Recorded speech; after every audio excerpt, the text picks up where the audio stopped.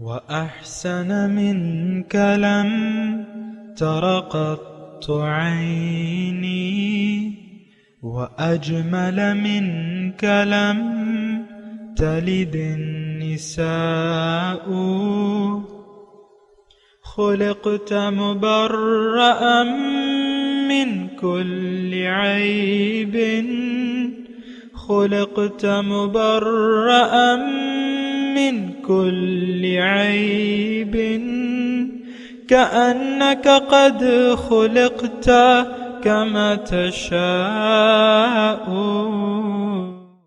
كتاب أنزلناه إليك مبارك ليدبروا آياته وليتذكر أولو الألباب۔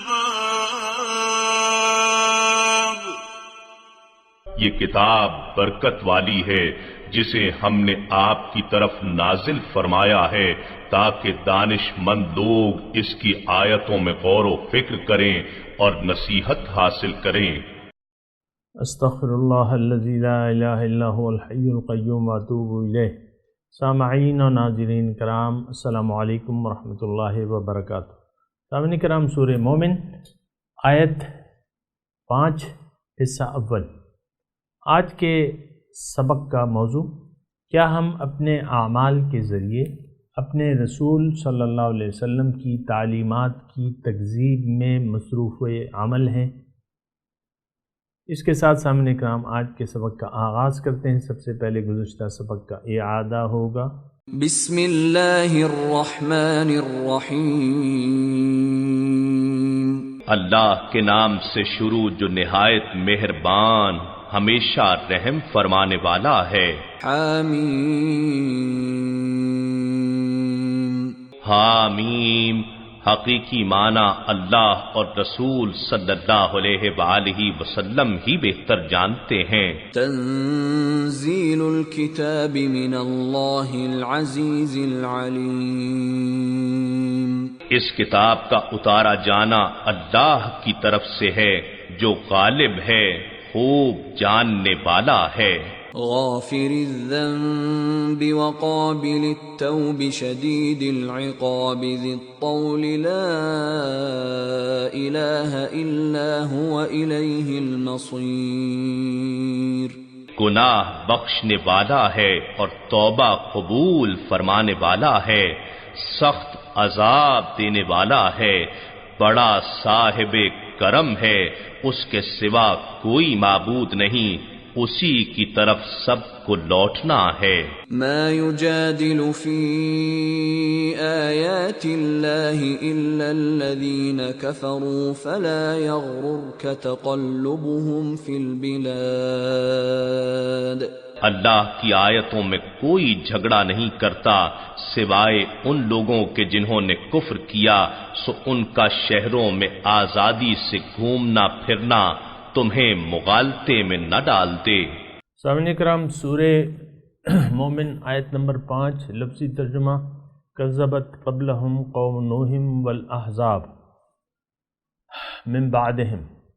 جھٹلایا اس تعلیم کو آپ سے ان سے پہلے قوم نوح نے اور ان کے بعد جو اور گروہ آئے انہوں نے وہمت اور ارادہ کیا کل امتن ہر ایک امت نے برسولہم اپنے رسول کے ساتھ ارادہ یہ کیا لیأخذوہ تاکہ اس کو پکڑ لیں، وجادلوا اور اس سے بحث کی بالباطل ناحق باطل، لیدحدوا بہ الحق تاکہ اس بحث اور تمہیز کے ذریعے بے اثر کر دیں حق کو، فأخذتہم پھر میں نے ان کی پکڑ کی، فکیف کان عقاب بس کیا ہوا میرا عذاب کیسا تھا۔ سامعین اکرام، اللہ تعالیٰ نے ہمیں ایک خاص مقصد کے لیے پیدا کیا ہے۔ یہ دنیا اللہ تعالیٰ نے ناحق نہیں بنائی ہے، باطل سے نہیں بنائی ہے۔ اس کا ایک مقصد ہے اور وہ مقصد انسان کی زندگی کی فلاح و بہبود ہے، یعنی انسان کی زندگی کے لیے اور اس کو قائم و دائم رکھنے کے لیے اللہ تعالیٰ نے یہ کائنات بنائی ہے، اور تمام کائنات کو انسان کے فائدے کے لیے مسخر کر دیا ہے، جیسا کہ آیت میں مضمون ہے وَسَخَّرَ لَكُم مَّا فِي السَّمَاوَاتِ وَالْأَرْضِ، تمہارے فائدے کے لیے انہوں نے مسخر کر دیا ہے جو کچھ آسمانوں اور زمین میں ہے۔ اب انسان ایسی مخلوق ہے، باقی مخلوقات تو انسان کے فائدے کے لیے ہیں، لیکن انسان کا مقصد کیا ہے؟ ظاہر ہے کہ وہ کہیں اس سے زیادہ بلند تر ہے۔ انسان خلیفۃ اللہ ہے، سامعین کرام، اللہ تعالیٰ کا نائب ہے، اور اللہ تعالیٰ انسانی روح کو اونچے درجات سے نوازنا چاہتا ہے، تو اس کا ذریعہ اللہ تعالیٰ نے اس کو دنیا میں بھجوانے کے ذریعے اس کو یہ درجہ یعنی اللہ تعالیٰ عطا فرمائے گا۔ اس انسانیت کے مقصد کو بیان کرنے کے لیے تھوڑی توجہ کریں سامعین کرام، انسانیت کے مقصد کو بیان کرنے کے لیے، مخلوق تک پہنچانے کے لیے، انسانوں تک پہنچانے کے لیے اللہ تعالیٰ نے انتخاب کیا ہے ہمیں میں سے انسانوں کا، اور ان کے ذریعے جو ہے اللہ تعالیٰ نے ہمیں ہمارے مقصد حیات سے آگاہ کیا ہے، مقصد زندگی سے آگاہ کیا ہے، اور پھر اس مقصد حیات کو حاصل کرنے کا طریقہ اللہ تعالیٰ نے قرآن میں ہمیں بتایا ہے، اور اس طریقے کا عملی نمونہ جو ہے وہ ہمارے حضور صلی اللہ علیہ وسلم کی ذات اقدس مبارک ہے۔ اب یہ سلسلہ نیا نہیں ہے، جب سے انسان کا شروعات ہوئی ہیں اللہ تعالیٰ نے اس کے لیے اصلاح کرنے والے پیغمبر اور نائبین پیغمبر اور اہل حق کو بھجوایا ہے، اور یعنی اللہ تعالیٰ نے ان کو بھجوایا ہے تاکہ وہ اللہ تعالیٰ کا پیغام لوگوں تک پہنچائیں۔ اب ہر زمانے میں انسان جو ہے ایک ایسی ہستی ہے سامعین کرام جس کو اللہ تعالیٰ نے اختیار، ارادہ اور اختیار سے نوازا ہے، اور اس کو عقل بھی دی ہے۔ اب بعض انسان دنیا میں آ کے اس دنیا کے دھوکے کا شکار ہو جاتے ہیں، اور ظاہر کو مقصد سمجھتے ہیں اور اس کو مقصود بنا لیتے ہیں، ظاہر دنیا کو۔ اور پیغمبر تو جب آتا ہے ہمیشہ اس کا جو نقطہ تبلیغ ہوتا ہے وہ آخرت ہوتا ہے اور باطن ہوتا ہے، ظاہر نہیں ہوتا۔ ہاں، یہ ایک الگ بات ہے کہ ظاہر کے ذریعے، ظاہر کے استعمال کے ذریعے ہی اللہ تعالیٰ تک پہنچا جا سکتا ہے، اس کی اپنی تفصیلیں میں بیان کر بھی چکا ہوں، ابھی جائے گی۔ لیکن جب بھی پیغمبر آتے ہیں تو ان کی مخالفت ہوئی ہے، ان کی تکذیب ہوئی ہے۔ یہ ایک ایسا نقطہ ہے جو آپ کو سوچ لینا چاہیے، اور بات یہ ہے اگر مجھ سے آپ سچی بات اگلوانے چاہیں تو اس وقت بھی ایسا ہی ہو رہا ہے، پیغمبران کرام کی پیغام کی تکذیب ہو رہی ہے، ان کا جو تعلیمات ہیں ان کی تکذیب ہو رہی ہے، قرآن کی تکذیب ہو رہی ہے۔ یہ سلسلہ پرانا چلا آ رہا ہے، اور یہ حق و باطل کی جنگ جاری ہے جو کہ جاری رہے گی۔ حق اور باطل جو ہے آپس میں ٹکراتے رہیں گے، اہل حق ہوں گے وہ حق پیش کریں گے، اہل باطل اور اہل دنیا جو ہے، یہ اہل دنیا میں آپ کو اس لیے کہہ رہا ہوں تاکہ آپ کا جو ذہنی اپروچ ہے وہ یعنی سمجھ ہے، آپ کی سمجھ میں آ جائے کہ اہل باطل کون ہے۔ یہ اہل دنیا ہے۔ کون ہے بتائیے ذرا زور سے؟ اہل دنیا۔ یہ اہل دنیا جو ہے یا دنیا دار لوگ جو ہیں یہ اہل باطل ہیں، اور یہ ہمیشہ انہوں نے حق کی مخالفت کی ہے۔ دیکھیں، میں آپ کو ایک بات بتا رہا ہوں اللہ تعالیٰ کی توفیق سے کہ جس شخص نے بھی دنیا کو ترجیح دے دی آخرت پہ، یہ اہل باطل میں شمار ہوتا ہے۔ یہ اہل باطل ہیں، یہ گمراہ لوگ ہیں، یہ ناشکر لوگ ہیں، اور یہ مکذبین ہیں۔ یہاں تکذیب کا ذکر ہو رہا ہے نا، تو اسی لیے میں آپ کو کہہ رہا ہوں کہ یہ مکذبین ہیں۔ دیکھیں، ایک ہمارے سامنے دو ہی مقاصد ہیں، ایک نیک ہے یا بد ہے، یا ظاہر ہے یا باطن ہے، یا دنیا ہے یا آخرت ہے۔ تو اکثر ہم میں سے ایسا ہو رہا ہے سامعین کرام کہ ہم نے بحیثیت مقصد حیات دنیا کا انتخاب کر لیا ہے، اور جب دنیا کا اور ظاہر کے ایک دھوکے میں پڑ گئے۔ جب ایسا ہے تو یقیناً پھر جو لوگ بھی ایسا کریں گے وہ حق کی تکذیب کریں گے، اور وہ مکذبین حق میں شمار ہوں گے، حق کی تکذیب کرنے والے شمار ہوں گے۔ کیونکہ تھوڑی سی میں اگر آپ کے لیے بات آسان کر دوں تو وہ ایسی ہوگی کہ جس نے بھی دنیا کا بحیثیت مقصود انتخاب کر لیا تو یہ جو ہے یہ حق کی تکذیب کرنے والے ہیں، عملاً قولاً یا عملاً۔ یہ سامعین اکرام کے یہ دونوں ایک ہی چیزیں ہوتی ہیں۔ آپ قول سے جھٹلائیں ایک چیز کو یا اپنے عمل سے جھٹلائیں تو حساب اور نتیجہ دونوں کا ایک ہی ہے۔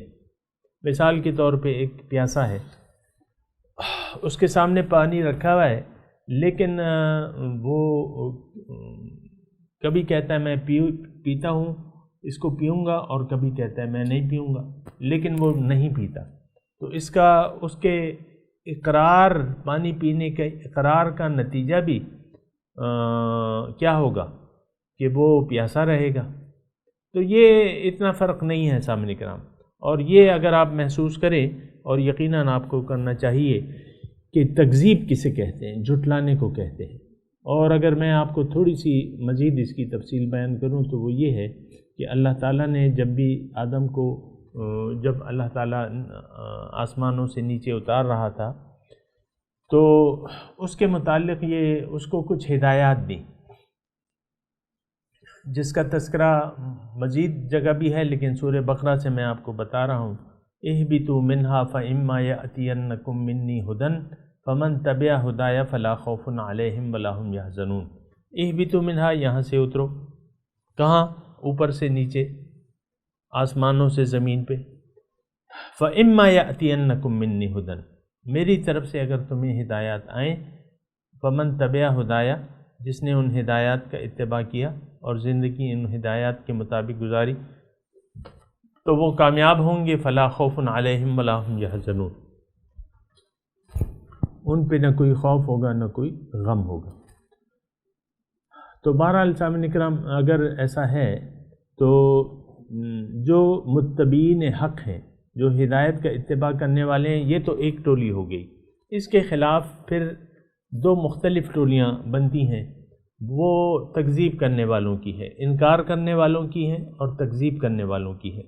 تو ارشاد باری تعالیٰ ہے والذین کفروا وکذبوا بآیاتنا، جنہوں نے انکار کیا اور میرے احکامات کو جھٹلایا، تو یہ لوگ جو ہیں آگ والے ہیں اور ہمیشہ اس میں رہیں گے۔ ہم فیہا خالدون کے الفاظ ہیں۔ تو ایک تو ہم اس دھوکے میں پڑے ہوئے ہیں کہ بھئی ہم نے تو کلمہ زبان سے پڑھ لیا ہے تو بس یہ کافی ہے، اب جو مرضی کرو، جس طرح مرضی زندگی گزارو، جس طرح کہ آج یہ معاشرہ آپ دیکھ رہے ہیں کھلم کھلا جو ہے بغاوت ہے، معصیت ہے، نافرمانی ہے، قانون شکنی ہے، اور اپنے اوپر لوگ ظلم کر رہے ہیں۔ تو اس ظلم کا نتیجہ جو ہے یہ چند روزہ آگ نہیں ہے سامنے کرام، چند روزہ آگ نہیں ہے، یہ ہمیشہ کے لیے۔ اللہ تعالیٰ نے لکھا ہے قرآن میں اپنے آپ سے نہیں کہہ رہا، والذین کفروا وکذبوا بآیاتنا اولئک اصحاب النار ھم فیہا خالدون۔ تکفیر اور تکذیب یہ ایک ہی چیز ہے، یعنی تکذیب میں اس کو کہہ رہا ہوں سامعین کرام، ایک تو تکذیب میں تکفیر بھی آ جاتی ہے۔ تو بہرحال یہ تھوڑا سا وہ ہے، مطلب میں صرف یہ کہہ رہا ہوں کہ آپ یہ سمجھنے کی، میں اور آپ یہ سمجھنے کی کوشش کریں کہ رسولوں کی جو تکذیب ہوئی ہے تو آیا اس میں ہم شامل ہیں کہ نہیں ہیں؟ یقیناً یہ معاشرہ جس میں میں اور آپ رہ رہے ہیں یہ رسولوں کی تعلیم کو عملاً جھٹلا رہا ہے، اور اس کو قبول نہ کر رہا ہے، نہ کرنا چاہتا ہے۔ یہ میں ایسے الفاظ کہہ رہا ہوں کہ اس کو جھٹلانا جو ہے آپ کے لیے مشکل ہوگا۔ یہ وہ معاشرہ ہے جو حق کو قبول کرنے کے لیے تیار نہیں ہے، یہ وہ معاشرہ ہے جو اللہ کو اپنا مقصود حیات قرار دینے کے لیے تیار نہیں ہے۔ یہ وہ معاشرہ ہے جو اللہ کے راستے پر چلنے کے لیے تیار نہیں ہے۔ یہ وہ معاشرہ ہے جو دنیا کے بارے میں غلط فہمی کا شکار ہو چکا ہے۔ یہ وہ معاشرہ ہے جس نے ظاہر کو باطن پہ ترجیح دے دی ہے۔ یہ وہ معاشرہ ہے جس نے دنیا کو آخرت کے مقابلے میں یہ دنیا سے محبت کرتا ہے۔ اور یہ بڑے سامعین کرام، میں جو آپ کو کہہ رہا ہوں یہ بڑے سوچنے کے الفاظ ہیں۔ یہ ایسے نہیں ہے کہ میں ایک آپ سے سبحان اللہ اور واہ واہ چاہتا ہوں اور بس ہاتھ اٹھا کے آپ کو داد دینے کی تلقین کرتا ہوں کہ داد دیجیے مجھے، ایسی بات نہیں ہے۔ نو، ناٹ ایٹ آل۔ یہ خیر خواہی ہے، اور قرآن کی ہر آیت جو ہے وہ نصیحت ہے اس میں، اور پھر ہر آیت کے آپ کو مفہوم کو جان لینا چاہیے۔ یہ نہیں کہ یہ تو قوم نوح کا تذکرہ ہے، یہ قوم عاد کا تذکرہ ہے، یہ مشرکین مکہ، یہ منافقین اور یہ مسلمین ہمارے لیے کیا ہے۔ ہم نہ تو اگر مسلمان ہم نہیں ہیں، اگر حقیقی مسلمان نہیں ہیں، حقیقی متقی نہیں ہیں، تو پھر آپ مجھے بتائیں کہ ہمارا شمار کس زمرے میں ہو۔ اور صاف بات یہ ہے کہ ہم دنیا دار لوگ ہیں، ہم وہ لوگ ہیں جنہوں نے ترجیح دے دی ہے دنیا کو حقیقی زندگی پر، اور یہ بہت دکھ سے میں کہہ رہا ہوں، لیکن کہہ رہا ہوں اور مجھے کہنا چاہیے، بنتا ہے یہ، تاکہ جو جاگنے والے ہیں وہ جاگ جائیں، جو نہیں جاگنا چاہتے وہ اپنا حشر دیکھ لیں گے، اس دنیا میں بھی اور آخرت میں بھی۔ بہرحال کذبت قبلہم قوم نوح والاحزاب من بعدہم، اللہ تعالیٰ فرما رہے کہ دیکھیں اس سے پہلے جو ہے جھٹلایا قوم نوح نے اور بہت سی امتوں نے۔ احزاب گروہ کو، حزب گروہ کو کہتے ہیں، اور اللہ تعالیٰ فرما رہا ہے کہ بہت سے لوگوں نے اس کو پہلے بھی جھٹلایا۔ تو جب جھٹلایا تو پھر کیا ہوا، اس کا یہ بیان ہو رہا ہے سامعین کرام کہ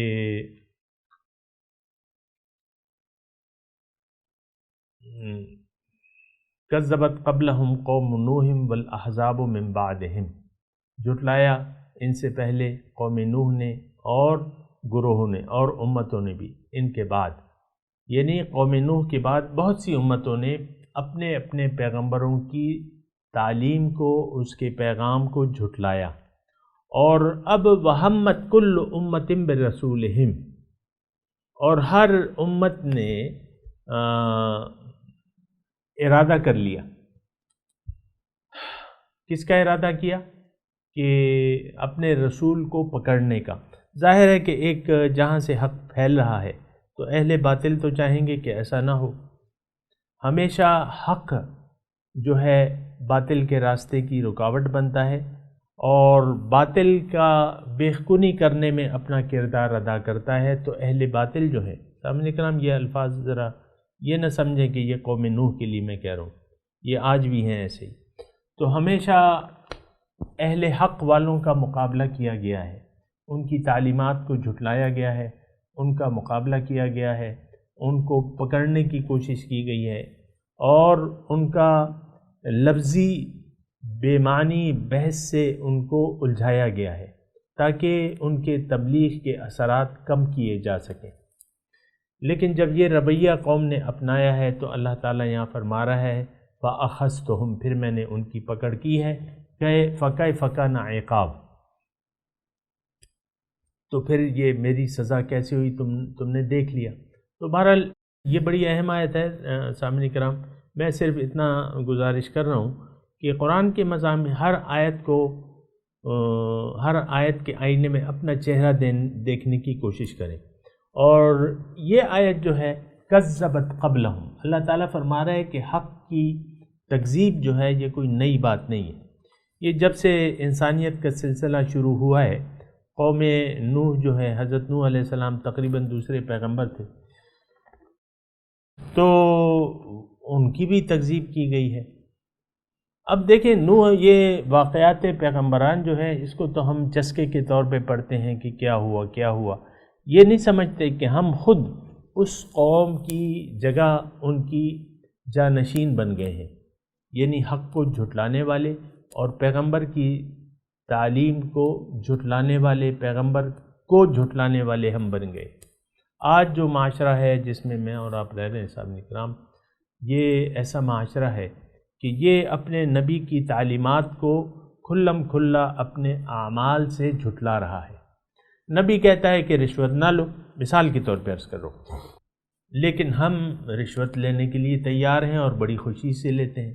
نبی کہتا ہے باطل مال مت کھاؤ، اور لیکن ہم جو ہے قومی اثاثجات بھی اس میں بھی کرپشن کرتے ہیں۔ آپ کو معلوم ہے سامنے کہ ہم کوئی ایک ایسا ادارہ بتا دیں جہاں پہ کرپشن نہ ہو، کوئی بھی ایسا ادارہ بتا دیں۔ افراد ہو سکتے ہیں، لیکن یعنی دیانتدار افراد ہو سکتے ہیں، لیکن عام طور پہ یہ ناسور جو ہے ہماری قوم میں پھیل چکا ہے کہ مال حرام کو ہم مال حلال کی طرح شوق سے کھاتے ہیں، اور حرام حلال کی تمیز اٹھ گئی ہے تقریباً اس قوم سے سامنے کرام من حیث القوم۔ بہرحال میں آپ سے یہ عرض کر رہا ہوں کہ ہم نے یہ دیکھنا ہے کہ آیا ہم پیغمبر کی تعلیم کو عملاً جھٹلا نہیں رہے؟ یقیناً یہ معاشرہ جس میں اور آپ رہ رہے ہیں، یہ کہنا پڑتا ہے سامنے کرام کہ ہم نے پیغمبر کی تعلیم کو عملاً جھٹلا دیا ہے۔ دیکھیں، پیغمبر کی جو دعوت ہے بنیادی، فَفِرُّوا إِلَى اللَّهِ، اللہ کی طرف دوڑو، یا اللہ تعالیٰ جو ہمیں اکسا رہا ہے کہ وَسَارِعُوا إِلَى مَغْفِرَةٍ مِّن رَبِّكُمْ وَجَنَّةٍ، اپنے رب کی مغفرت، بخشش، اس کو حاصل کرنے کی کوشش کرو، جنت کو حاصل کرنے کی کوشش کرو۔ لیکن دیکھیں ہمارا عملی رویہ کیا ہے؟ رب کو ناراض کرنے کے لیے، بجائے اس کے کہ اس سے ہم اپنے اعمال کے ذریعے اس کی بخشش طلب کریں، رحمت طلب کریں، ہم اپنے اعمال کے ذریعے اللہ تعالیٰ کے غضب کو دعوت دے رہے ہیں عملی طور پہ۔ بہت بری بات ہے، ایسا نہیں ہونا چاہیے۔ تو وہ ہم کر رہے ہیں کہ اللہ تعالیٰ کی رحمتوں کو اپنے آپ سے بھگا رہے ہیں، اور اللہ تعالیٰ کی جو غضب ہے اس کو دعوت دے رہے ہیں، بجائے مغفرت کے اس کی غضب کو دعوت دے رہے ہیں، اور بجائے جنت کے لیے جلدی کرنے کے ہم دوزخ میں اپنا گھر بنانے کی عملاً کوشش کر رہے ہیں۔ یہ دیکھیں مال حرام کیا ہے، یہ رشوت کیا ہے، یہ تو آگ ہے، یا دوسروں کی حق تلفی یہ بھی آگ ہے، اور جو بھی اللہ تعالیٰ کے احکامات کی خلاف ورزی ہے وہ آگ ہے، سامنے کرام جہنم ہے۔ نافرمانوں کے لیے اللہ تعالیٰ نے جہنم تیار کی ہے، یہ بات یاد رکھیں۔ جو فرما بردار ہیں ان کے لیے اللہ تعالیٰ نے جنت تیار کی ہے۔ من حیث القوم ہمارا قومی رویہ نافرمانی کا ہے، اللہ سے، اللہ کے احکامات سے روگردانی کا قومی رویہ ہے سامنے کرام ہمارا۔ تو ایسے حالات میں کیا آپ یعنی توقع لگائیں گے؟ بہرحال میں یہ کہہ رہا ہوں کہ ضرورت اس بات کی ہے کہ ہم بیدار ہو جائیں، اللہ کے وجود کو تسلیم کریں اور اس کا احساس کریں کہ ہاں اللہ ہے۔ پھر اللہ تعالیٰ کی شفقت اور رحمت جو کہ قرآن اور سنت کی صورت میں ہمارے سامنے موجود ہے، پھر جو اللہ تعالیٰ کی بے شمار نعمتوں سے ہم استفادہ کر رہے ہیں، اور جو زندگی کی نعمت ہمیں دی ہے اللہ تعالیٰ نے، تو اس سے استفادہ کرنے کی کوشش کریں اور اس کو ضائع کرنے کی کوشش نہ کریں۔ یعنی اللہ تعالیٰ کی جو بخشش ہے، مہربانیاں ہیں، نعمتیں ہیں، اس کو بجائے استعمال کرنے کی ضرورت ہے، یہ نہیں کہ ہم اس کو ضائع کریں۔ لیکن میں صرف آپ سے یہ کہہ رہا ہوں کہ کذبت قبلہم قوم نوح، اچھا اس میں دو باتیں ہیں سامنے کو، اگر آپ نوٹ کریں، تکذیب ہے اور پھر اس کا انجام ہے۔ تکذیب ہے، جو لوگ تکذیب کرتے ہیں یا تکذیب کی روش اپنا لیتے ہیں، تو ان لوگوں کا طریقہ کار، اور پھر اللہ تعالیٰ اپنا سلوک بتا رہا ہے، فَكَيْفَ كَانَ فَأَخَذْتُهُمْ، ان کی میں نے پکڑ کر لی، فَكَيْفَ كَانَ عِقَابِ، بس دیکھو کیا ہوا میرا عذاب۔ تو یقیناً اس وقت ہم اللہ تعالیٰ کے عذاب میں مبتلا ہیں سامنے کرام، یہ مسلمان قوم، اور آپ کو تو اندازہ نہیں ہے، لیکن میں آپ کو جھنجھوڑنے کی حالت میں یہ کہہ رہا ہوں کہ آپ دیکھیں اللہ تعالیٰ کے عذاب کا کوڑا ہمارے سر پہ ہے، اور اللہ تعالیٰ اس گمراہ قوم، اس ہندو قوم، اس بدبخت اور مغضوب علیہ قوم یہودیوں سے، اس کے کوڑوں سے ہمیں مار رہے ہیں۔ ان کے کوڑے ہیں اور ہمارے سر ہیں، یہ تو ہم محسوس نہیں کرتے نا۔ یا آپ دیکھیں ہم تو مغلوب بن گئے، مسلمان تو سوال نہیں پیدا ہوتا کہ یہ مغلوب ہو۔ قرآن اور قرآن والے جو ہیں وہ غالب ہوں گے، مومن غالب ہوں گے، یہ اللہ تعالیٰ کا ایک پالیسی ہے، بنیادی پالیسی، اصول ہے اس کا، یہ قانون قدرت ہے کہ وَأَنْتُمُ الْأَعْلَوْنَ إِن كُنتُم مُؤْمِنِينَ، تم غالب ہوگے اگر تم مومن ہو۔ تو ہم مغلوب ہیں مطلب ہم مومن نہیں ہیں۔ بہرحال مضمون جاری ہے، میں تلاوت کرتا ہوں، میرے ساتھ دہرائیے۔ اعوذ باللہ من الشیطان الرجیم، بسم اللہ الرحمن الرحیم۔ کذبت قبلہم قوم نوح والاحزاب من بعدہم وہمت کل امت برسولہم لیأخذوہ وجادلوا بالباطل لیدحدوا بہ الحق فأخذتہم فکیف کان عقاب۔ اب ان آیات کی تلاوت اور ترجمہ سنتے ہیں۔ كذبت قبلهم قوم نوح والأحزاب من بعدهم وهمت كل أمة برسولهم ليأخذوه وجادلوا بالباطل ليدحضوا به الحق فأخذتهم فكيف كان عقاب۔ Before them the people of Noah rejected the truth, as did the Confederates after them. Every community plotted against their messenger to capture him, and they argued with falsehood to defeat with it the truth. But I seized them. What a punishment it was! اس کے ساتھ ہی آج کے درس کا وقت اختتام کو پہنچا۔ انشاءاللہ اگلے درس میں ملاقات ہوگی۔ وآخر دعوانا ان الحمدللہ رب العالمین، والسلام علیکم ورحمۃ اللہ وبرکاتہ۔